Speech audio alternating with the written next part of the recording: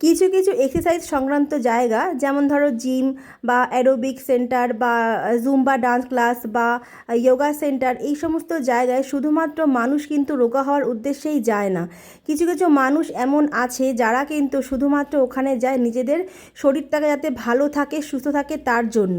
এবং আরেকটা vital point যেটা হচ্ছে, সেখানে 1 ঘন্টা কি 1.5 ঘন্টা সময় যতই সময় কাটাক না কেন, তো সেখানে সমবয়সী বা বিষমবয়সী ছেলে মেয়ে সবাই থাকে। তো তাদের সাথে 1 ঘন্টা সময় কাটানো মানে কিন্তু মাইন্ডকে একটা রিফ্রেশমেন্ট দেয়।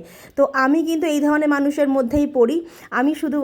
আমি কিন্তু রোগা হওয়ার জন্য ওখানে দৌড়তে দৌড়তে যাই না, আমি যাই কিন্তু আমার মাইন্ডটাকে রিফ্রেশ করার জন্য। আর হ্যাঁ, অবশ্যই যাতে আমি যে কয় বছর বেঁচে থাকি না কেন, যাতে আমি সুস্থ হয়ে বাঁচতে পারি, আমি কিন্তু সে কারণেই আমার জিমে আমি যাই আর কি।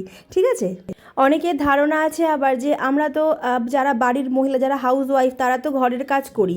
তো শুধুমাত্র ঘরের কাজ করলেই যদি নিজেকে ঠিক রাখা যেত, সুস্থ রাখা যেত, তাহলে কিন্তু এত এত মানুষ ঘরে থেকেই সারা জীবন সুস্থ থাকতো। তাই কি হয়? তাই তো হয় না। আমাদের একটা আনহেলদি জীবন আছে। যেমন ধরো আমাদের সকালবেলা যেরকম হাজব্যান্ড বেরোয় বা বাচ্চারা স্কুলে যায়, তাদের দিকে তাকাতে গিয়ে আমাদের সকালে ব্রেকফাস্টটা বেশিরভাগ কিন্তু মহিলার স্কিপ হয়ে যায়, অথবা সেটা হয় গিয়ে 11:30 12টার দিকে। তো এটা তো কোনো কাজের কথা নয় না।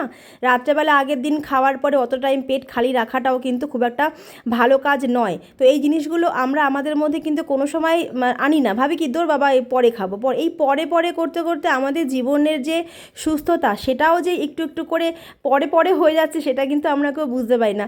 সো আমি এই কারণেই আর কি জিমে যাই। তো সে যাই হোক, আজকে সকালে যথারীতি আমি আমার মর্নিং ড্রিঙ্ক খেয়ে কিন্তু আমি চলে এসেছি আমার জিমে। আর হ্যাঁ, মর্নিংয়ে আমি কি ড্রিঙ্ক খাই, মানে কোন জিনিসটা খেয়ে আমি আমার দিনটাকে শুরু করি, তোমরা যদি জানতে চাও আমাকে কমেন্ট সেকশানে কমেন্ট করো, তোমার সাথে সেটা আমি অবশ্যই শেয়ার করে দেবো। ঠিক আছে। তো দেখো, তারপরে চলে গেছি আমি আমার জিমে, এবং জিমে আমার আজকে ওয়েট ট্রেনিং ছিল।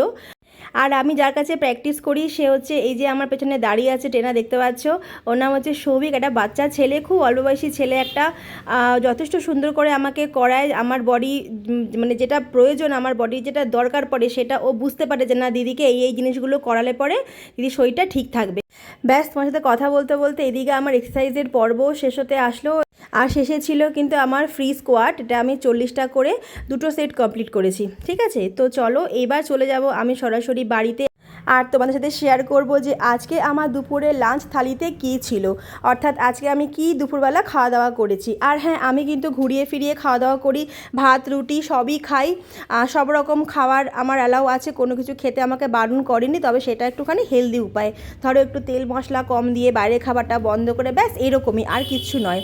আর এই দেখো, এই মুহূর্তে চলে এসেছি আমি বাড়িতে, আমার স্নান হয়ে গেছে, পুজো দেওয়া হয়ে গেছে, আর চলে যাব এখন আমার লাঞ্চের টেবিলে।